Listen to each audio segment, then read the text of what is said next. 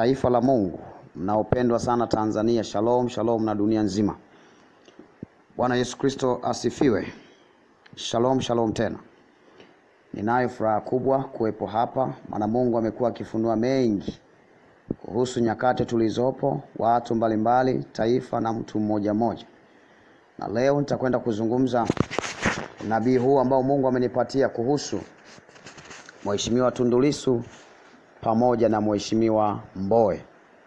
Viongozi hawa waandamizi wa chama cha upinzani wamedumu katika nafasi mbalimbali, mmoja akiwa mwenyekiti, mwingine makamu mwenyekiti, mwingine akiwa mwanasheria kwa nyakati tofauti. Ni kaka na mdogo wake, wamedumu na kuishi kwa upendo kwa muda mrefu. Lakini leo hivi Mungu amefunua haya ambayo nakwenda kuyaeleza. Mungu alinionyesha kwamba ilikuwa ni muda mfupi baada ya uchaguzi uliofanyika katika chama hicho kupita, na ilikuwa ni wakati ambapo mwenyekiti mpya Tundu Lissu alifanya mkutano katika ukumbi mmoja. Kwa mujibu wa maono na mafunuo haya, ilikuwa ni katika ukumbi fulani ambapo hapo aliwaalika watu mbalimbali kwa ajili ya kuweza kuongea nao habari mbalimbali za maendeleo ya chama na kupanga mipango mbalimbali. Walihudhuria watu wengi na walionekana wakiwa na furaha nyingi sana. Walifurahi sana, hata Mheshimiwa Tundu Lissu alifurahi sana sana sana. Nimeona akifurahi sana, na viongozi wengine na watu wote walifurahi sana. Baada ya hapo, baada mambo mengi kupita, ikaonekana sasa inahitajika mwenyekiti azungumze. Mheshimiwa Tundu Lissu aongee jambo hasa lile kubwa ambalo limemleta hapo, ambalo limefanya watu wakusanye hapo. Lakini yeye akaona si vyema aanze kuongea yeye kabla ya mwenyekiti wake mstaafu. Hivyo akatumia nafasi hiyo kumuomba mwenyekiti mstaafu, alikuwepo hapo kwenye mkutano, aje azungumze kidogo, asalimie wanachama, aongee neno la baraka la kulitakia chama amani na mafanikio huko mbele. Kweli alimpa nafasi hiyo.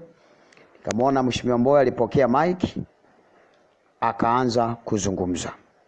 Lakini alichokiongea na kuzungumza Mbowe kilikuwa tofauti na matarajio ya Lissu, kwa sababu Mbowe alitumia muda mwingi kuongea mambo yake binafsi aliyoyafanya katika chama.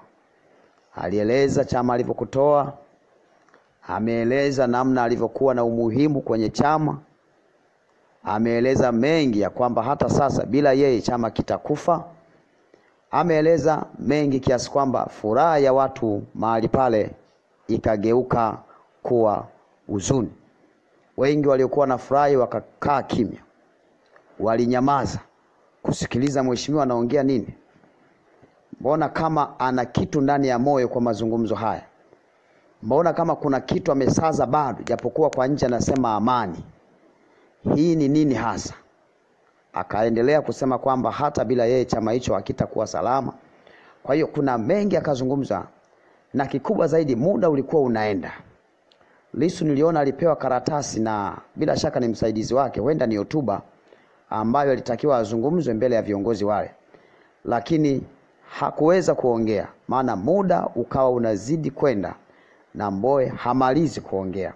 Anatoa hili, anaweka hili, lakini yote hayajengi, kwa maana kwamba kuwaleta watu pamoja.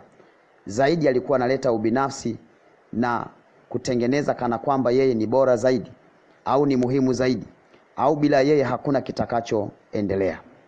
Hayo yakaenda mpaka ikafika wakati muda uliopangwa mkutano ule kufanyika ukaisha.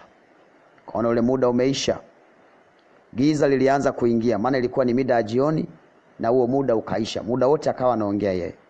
Tundu Lissu kwa heshima hakumnyang'anya maiki wala hakusema naye chochote. Akawa amekumbata mikono kwa mbele hivi, anasubiri tu amalize. Mkono wake wa kulia alikuwa ameshika karatasi, amezikunja, anasubiri amalize azungumze. Lakini mpaka wakati huo hakuweza kupata nafasi. Nini tafsiri yake? Tafsiri yake ni kwamba, kwanza mtu unapomwona mtu katika ulimwengu wa roho, nizungumze kidogo hapo, huo ndio uhalisia wa mtu halisi. Mtu katika mwili anaweza kukwambia nakupenda, lakini ukienda kiroho unaona uhalisia wake. Kwa sisi watu wa rohoni tuna maombi kabisa. Unaweza kufanya maombi kwa ajili ya mtu anaikwambia jambo fulani 1 2 3. Unafanya maombi na Mungu usiku anakuonyesha uhalisia wake. Anasema nakupenda kwa sababu ya jambo fulani, anasema nakuhitaji kwa sababu ya jambo fulani, au anachokiongea sicho anachokimaanisha ndani ya moyo. Hapo ndipo kuna mafunuo halisi, kwa sababu roho ndio mtu halisi, mwili ni jumba. Kwa hiyo katika ulimwengu wa roho inaonekana wazi kwamba Mheshimiwa Mbowe kama bado ana jambo halijakaa sawa ndani ya moyo wake, hana amani nalo, hana furaha nalo, hajafurahia, ingawaje kwa nje amesema ni amani, ni salama, twende pamoja.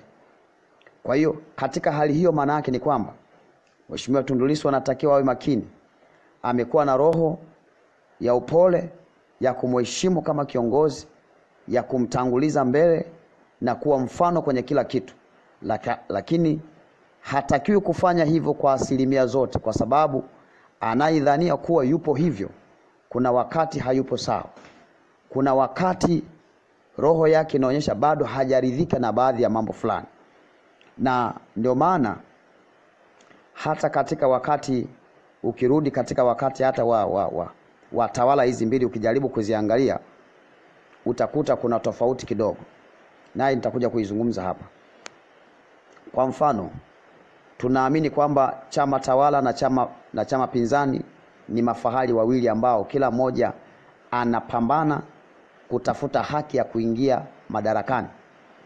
Lakini pamekuwa na utulivu wa muda mrefu alipokuwa Mbowe madarakani, hasa katika hii miaka ya hivi karibuni.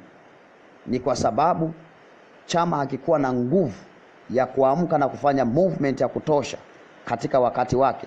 Ni kwa sababu watu hawa wanaingia mikataba, wanaingia makubaliano na vyama vinavyotawala kwamba niache niendelee, kwamba acha ifanyike 1 2 3.